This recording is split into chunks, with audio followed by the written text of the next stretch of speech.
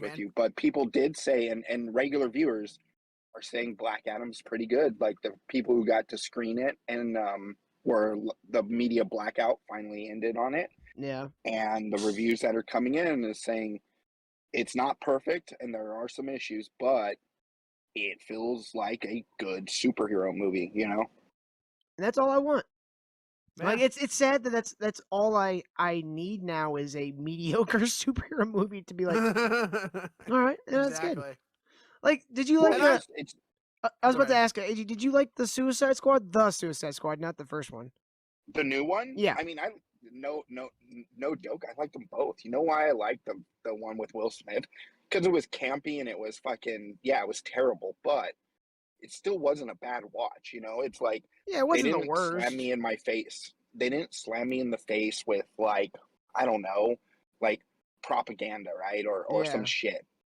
Whereas the second one was enjoyable, and it led to Peacemaker, which was a great show. And I enjoyed Peacemaker, but that one is loaded with fucking propaganda. It is. It is. But it was still a fun show. Like it was fun. I give them. If you're gonna do propaganda, that's the way to do it. Yeah, honestly. make it fun.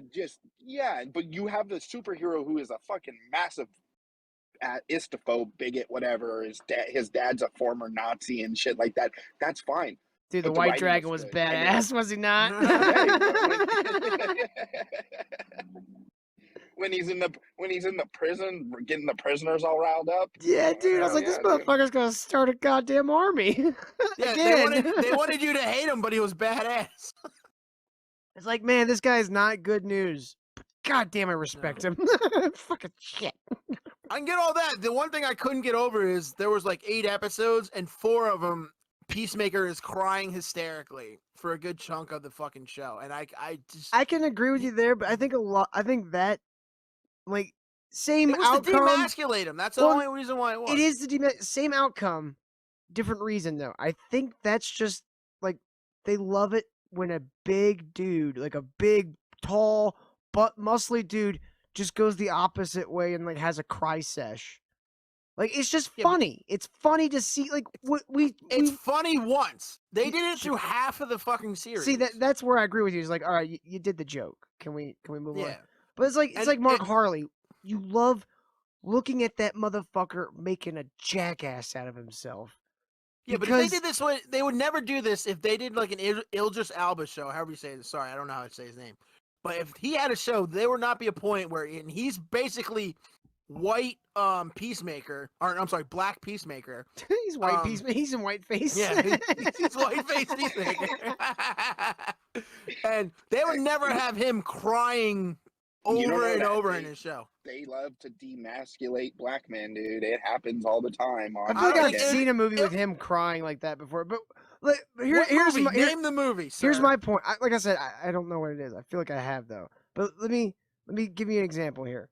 You have Peacemaker that is a comedy, right? Yeah. Yeah. And you have Luther, which is not a comedy. No. Never in Luther did they ever emasculate him. Like you might have seen him cry, but it was like like I'm holding it back. It's a manly cry. Like something awful just happened and the consequences are weighing on me. It was very serious. Peacemaker's not. Like if it had been a serious show and they had done the same thing, I would have taken way more offense to it. Because it's a comedy. Like I get that. It's a tired trope. But I get you use that one because you're a writer. You're not a fucking comedian. Like you're gonna use some hack jokes here and there. I get that. But Peacemaker also was in a writing room full of women. Okay, and it was James Gunn. To the ladies, but offense to the ladies. This is garbage. So Peacemaker didn't have that, and it didn't try to. Basically, like the whole She-Hulk series has been men bad. Every single example of a man, they're shitty. Like maybe not Daredevil because they're trying to build his property, but why? No, but even he was emasculated. He was, but what I mean is not the whole men bad thing where it's like they have a bad attitude or they talk down to women and shit like that. But why the walk of shame? No man in the history of men has ever walked down the street with their shoes in their hands. You know why? Unless Because the I just woman got pegged fucking him. laid. I don't give a fuck if I fucked a fat chick. It happened. I'm putting my shoes on unless you're in And you run away. adultery. You run away Yeah, if yeah, you're yeah. ashamed. Yeah, you run away. Pretend like you weren't there. I don't know what you're talking about. No, poof. Like the night. I need my shoes on so I can get away, and after I just chewed my arm off from out under this fat slob, you know. But the point I'm is, just thinking of JJ's not- story of breaking the bed. Oh God. oh God. See, I've never broken a bed, and I've never been with a woman over probably 170. I'm also 6'3", and I'm like 190 right now, but I have my standards.